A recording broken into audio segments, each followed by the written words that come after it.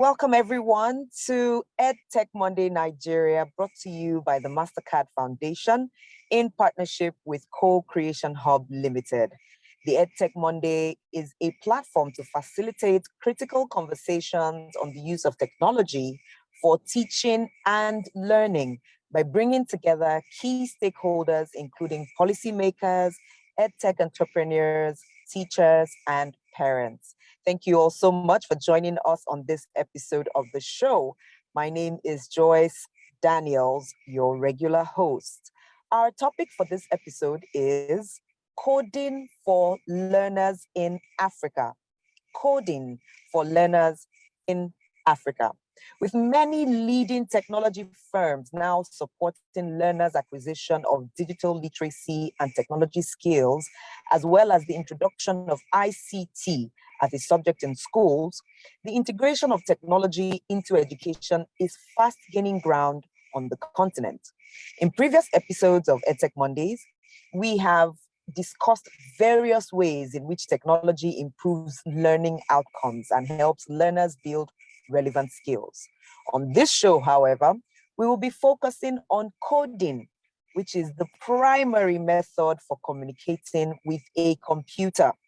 It is using a language to give a computer instruction to perform specific functions. According to a 2015 report by the World Bank, while the focus for most countries has been at upper secondary school level, coding classes are now increasingly being curated for learners at the primary level. The importance of coding in preparing youths for job demands of the 21st century, and in addition, equipping them with relevant skills such as logic, communication, and problem solving cannot be overemphasized. Today, we will be exploring the current state and the future of coding for learners in Africa. We would like to hear from you, our listeners. In what ways can we increase access to more coding opportunities for learners in Africa? Join our Telegram channel, EdTech Monday Nigeria, or send us a text or WhatsApp message on 0703 165 0809. That is 0703 165 0809. And do let us know what you think. In this edition of EdTech Monday, our panelists will be discussing coding for learners in Africa. It is my joy and delight to introduce to you our panelists for today. We have first off Amanda Obidike, who is a non-profit leader and data scientist with 10 years experience in directing social enterprises, startups, and complex organizations in Africa, Europe, and the Middle East and North Africa. She holds a master's in business management from IBMI Berlin and certification in economy policymaking from IE Business School in Spain. She's a recipient of numerous awards and recognitions from top organizations, including the US Department of State's Bureau of Educational and Cultural Affairs, Global 20 Goldman Sachs Fellowship, WOC Michigan, and Forbes Science for her impact in science, technology, and the girl-child development. Amanda has led strategy development and execution, humanitarian responses for a number of national and international firms. She currently serves on the leadership board of Nigerian Global Affairs Council, STEM-I Makers of Africa, Innovation Village, Kenya, and as a trustee at the MAI Foundation for Women Empowerment and Advocacy Center, amongst others. Such a delight to have you with us today. Welcome, Amanda. Thank you so much, Joyce. I'm happy to come on board. Fantastic. Thank you too. Also with us is Dr. Olusola Ayoola, who is the founder of Robotics and Artificial Intelligence Nigeria, RAIN, where he leads research in artificial intelligence and robotics and supports the career progression of young robot developers. Thank you so much. It's my pleasure to be here. And we have also with us our youngest ever panelist so far. She is just 7 years old. And guess what? She's a coding and robotics learner at STEM Cafe. Someone welcome with me, Amanda Okocha. Delighted to have you with us today. Thank you. Fantastic. We look forward to hearing your contributions to the conversation. I'm particularly delighted about it. This first question goes to Dr. Ayoola and Amanda. With rising digitization and constant advances in technology, should we start thinking about coding as a basic skill like numeracy or literacy, or is that a bridge too far? And for anyone who is listening who doesn't know what numeracy and literacy is, like many people may not, it's simply maths and English, like we used to call it back in the day. So what? Should we make coding a basic skill? Dr. Ayoola and Amanda, please. Thank you so much. I'm happy to be on board. And I would like to share a wonderful research that I found. It's kind of worrisome, but that's the reality, especially in the world we live in today. There is this research that I came across that said that if current trends continue by 2050, some 1/3 of Africans, 1 billion young people will lack basic proficiency in mathematics, reading, and coding. Millions will be unemployed and unproductive. That's a very sad one, but it's something that I feel that is a call to action. You look at emerging countries like the UK, you look at established and developed countries like Greece, Denmark. A lot of these countries have begun coding as a basic subject, just the same way you find English and mathematics as a prerequisite in maybe some JAM. If you are writing JAM, that's the same way it's really imperative to sink into coding. Now, what does that tell you? It tells you that the future is tech inclined. The future is going to be about automation. It's going to be about artificial intelligence. It's going to be about technology driving a lot of agencies. Where we are now, not all countries have begun doing that. And I mean, not all states in Nigeria have begun doing that, but it's something that as NGOs have already are tilted to science and technology or STEM, they are awakening the drive to start integrating this coding into schools. So if you ask me, we are not there yet, but it's something that we should look at into integrating across primary schools, secondary schools, even before you get into tertiary institutions. Fantastic. Thank you. Dr. Ayoola, your thoughts. Thank you very much. The fact is that the world has come to a point now where every nation must now begin to contribute to coding. And I'm glad that we have Amanda, little Amanda here, who is clearly very young, but yet a very strong developer. The truth is this, you would be surprised how many young minds can now understand coding. There were times when I've tried to do some lessons for kids during the weekends, and parents will be like, please, I hope you're not teaching them anything too complicated. They're still too young. I'm like, excuse me, they can get it. You see, the truth is that you just need to start them very early, and you'll be surprised how they can help to get more out of it. And in this country today, globally as well, we need to make sure we are building our future. We don't wait, we shouldn't continue to be receptive to be a consumer nation. We must contribute. We must solve global problems right from Africa. And therefore, we can't always complain about the university structure. Let's get the basic knowledge down to the people where they are, and they can by themselves look for knowledge, from other sources. I'm very sure later on we'll be discussing how easy it is now to learn on your own, to learn online and so on. So let's get them to know what is actually missing, what they need to know, and you'll be surprised they can learn on their own. Fantastic. Thank you so much. The answer is yes. We should include coding into the curriculum starting from primary school because the young minds can handle it and will excel at it.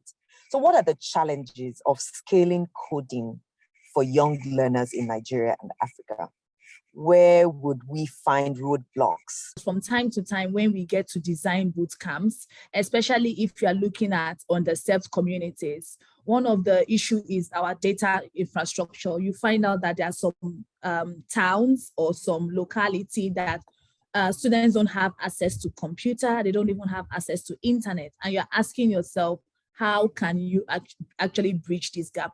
Unlike some social classes or some cities that typically a child as little as 7 years old, 6 years old has an iPad, has a phone, has a computer.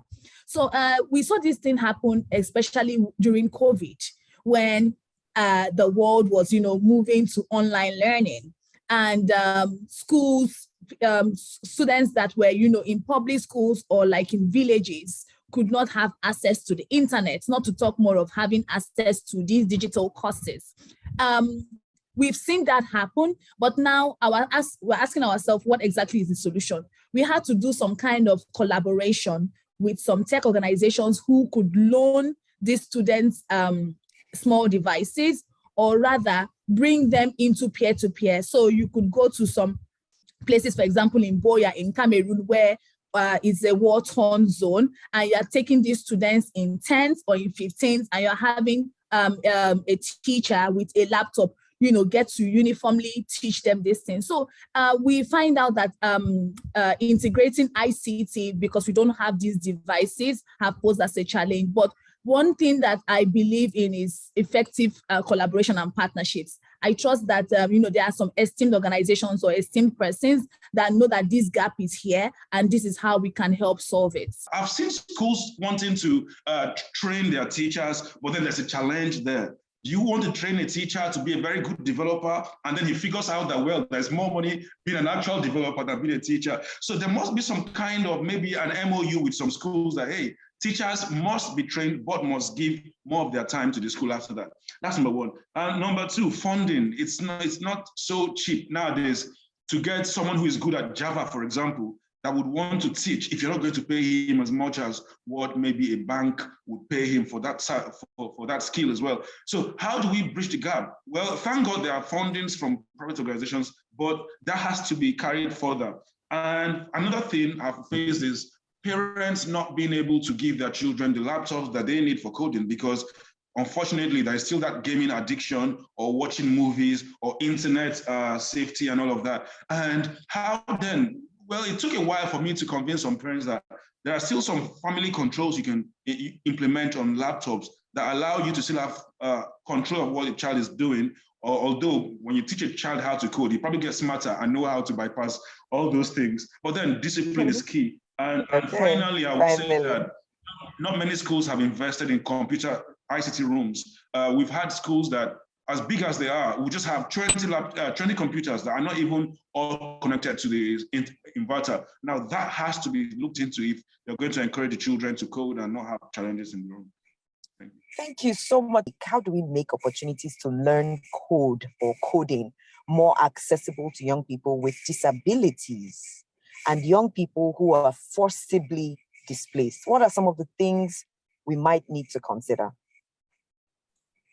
Okay, thank you so much. If you notice my previous responses, I've always been tilted to underrepresentation and inclusion, because yes, we have an organization, we're trying to boost them, but we are really intentional in terms of getting it down to the grassroots, because if you notice, there's a lot of digital divide in the country, not just in Nigeria, but in Africa.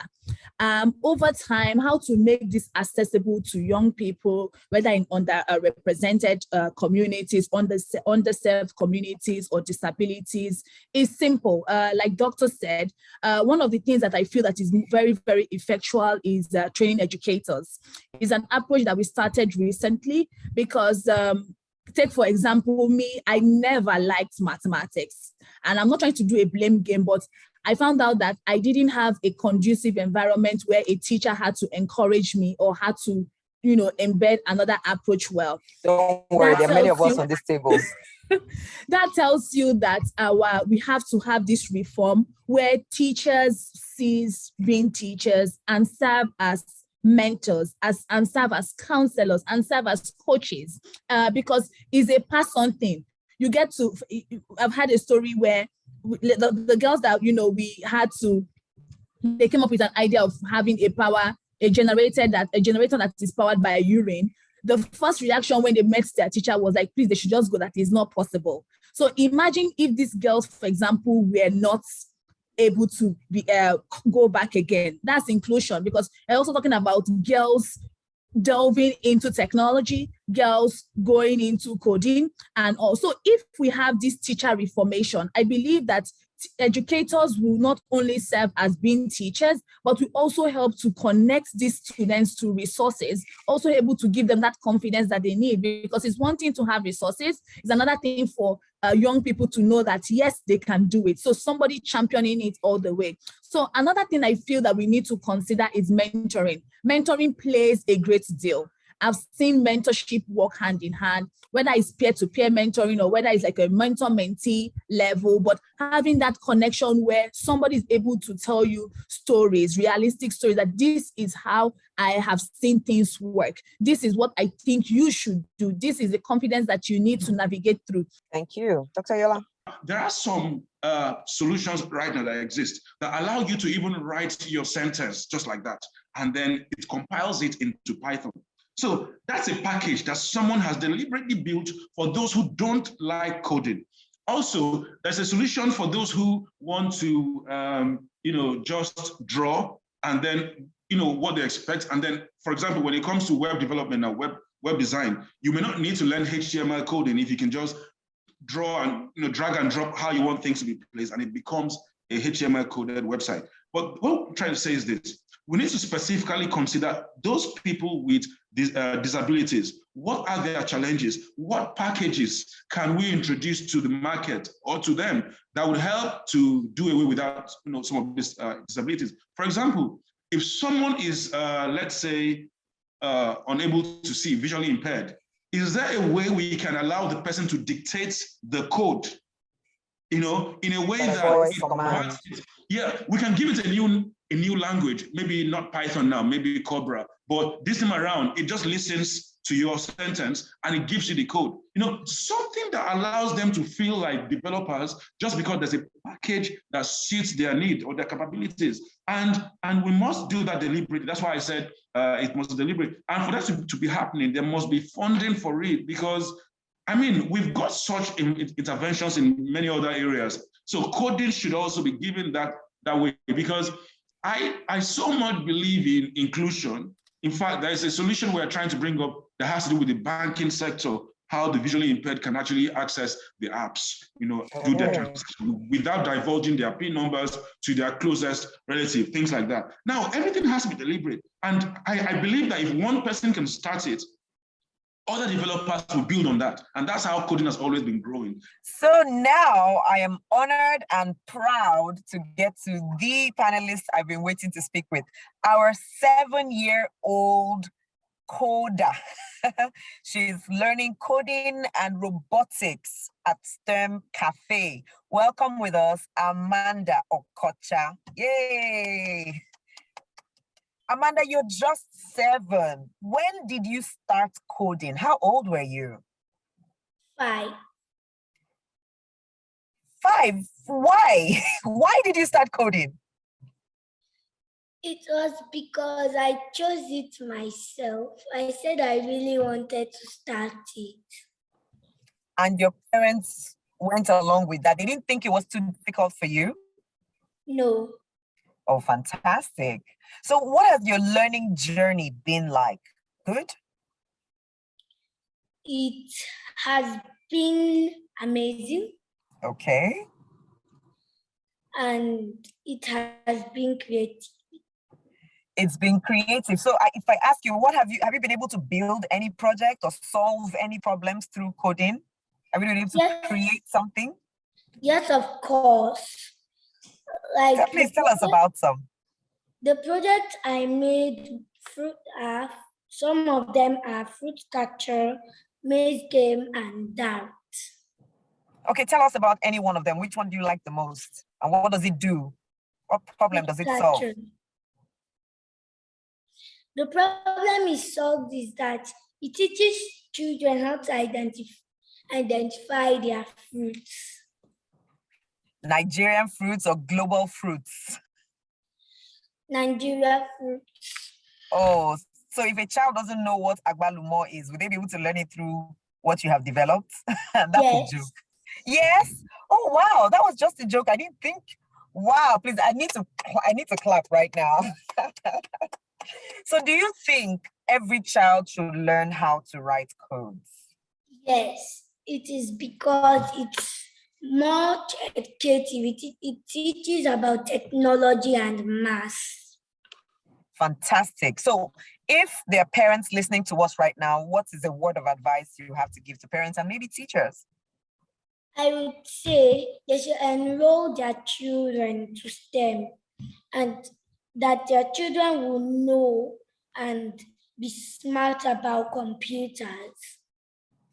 Thank you so much, Amanda Okocha. Such a delight and an honor to have you with us. I can't wait to see what you do with your skills in the next 10, 20, 30 years. Thank you, Amanda. My next question is about girls and women. According to a 2021 publication by the Organization for Women in Science for the Developing World, despite the technological advances in the past few years, there is still a wide gap between the female and male gender in terms of their participation in these fields. So Amanda Obidike, our senior Amanda today, going by your work with women in line with the global fight for gender balance, what does it take, or what would it take to get more young women and girls involved in coding? Over time, we have seen this underrepresentation women have, because it's one thing to start as a coder, it's another thing to say, out of learning this coding, what can I use it to build? Am I going into web development? Am I going into blockchain, artificial intelligence, and etc.? But that's the start. One of the things that we have done firsthand is design hackathons. Hackathons, we don't make it, in fact, we don't even call it hackathons, because when you mention certain kind of technology buzzword, it puts women off. So you're telling them, we would like you to showcase what are your ideas, so that we can see how you can integrate technology into it. Now, most of them come up with amazing solutions, and we tell them and say, how do you get to do it? We are going to do it in a technical way.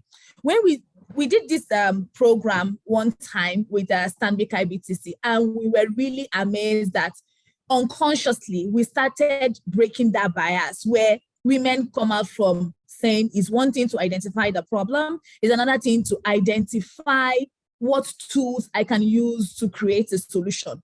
They were coming out with amazing ideas because they were able to integrate as little as coding into it. So Dr. Ayoola, your question is, are there any states in Nigeria that have integrated coding into their curriculum? And what degree of success are they experiencing? Please tell us. Thank you. I do not think there are, but I will say that there are kinds of political will being developed in that regard. Why do I say this? Cross River State, for example, in the last administration, and I'm sure going up to this current administration, they started what they call the Ministry of Robotics and Artificial Intelligence, where they have a commissioner for that. To what extent that has affected the coding leveling, the coding level in the grassroots or in the secondary schools, I am not sure about that one. At least we should have been seeing, let me say, facilities being developed for that. That's number one. Number two, the aspect of, Oyo State recently, I think 2 years ago or last year, started what we call the IC3 curriculum. So they started to create a curriculum that integrates the more recent type of coding in secondary schools. But I am not sure that has taken effect yet. I think it's still being discussed, it's still being developed as a policy, but it shows the direction that governments at various stages are going, are heading. But I won't say that it has taken off yet. I think there is still that problem of how do we start? Do we train the teachers first, or do we get other people to train our students? And that's, I think, a big challenge. When you want to train the teachers, how long will it take? Would they be happy to learn that? Would they feel like it's an added burden onto them, or what? And I think that's a big challenge in the area of education in Nigeria. But it's going to get there, hopefully. So let me ask you, how do we solve that challenge? Any idea? There has to be serious collaboration. I mean, let's not overburden our teachers. Fine, like there should be some kind of, evening coaching centers or co-curricular activities. Like when we were in school back then, there used to be maybe on Thursdays or was it Fridays, there used to be co-curricular activities, jet clubs, girls guide and Boy Scouts. Yes. Everybody trying to teach someone something, get those from the industry to come and teach, to come and talk to them. And that has to be brought back.